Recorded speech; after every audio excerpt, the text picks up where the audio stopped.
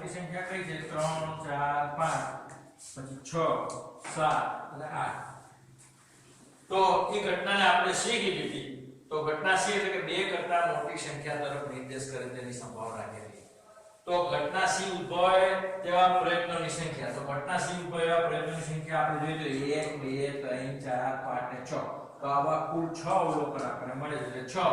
છેદમાં કુલ પ્રયત્નોની સંખ્યા 8 છે તો 8 તો 6 છેદમાં 8 આ બેને બે વડે આપણે છેદ અંશ અને છેદને બે વડે ભાગીએ તો અહીં 3 આવશે અહીં કેટલા આવશે 4 તો 3 છેદમાં 4 હવે આપણે ચોથું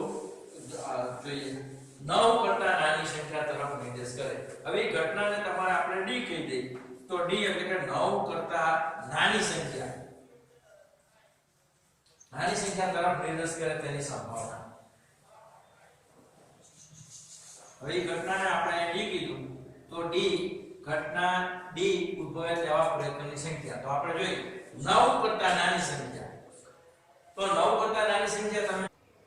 ઘટના ડી બરાબર 9 કરતા નાની સંખ્યા તરફ નિર્દેશ કરે તેની સંભાવના હવે આ કપની રમતમાં તમે જો તો 9 કરતા નાની સંખ્યા કઈ કઈ છે તો આપણને અહીંયા 1 2 3 4 5 6 7 8 થી વધારે સંખ્યા આપેલી જ નથી એટલે 9 કરતા નાની સંખ્યા 1 2 3 4 5 6 7 અને 8 તો કુલ સંખ્યા કેટલી થાય 8 તો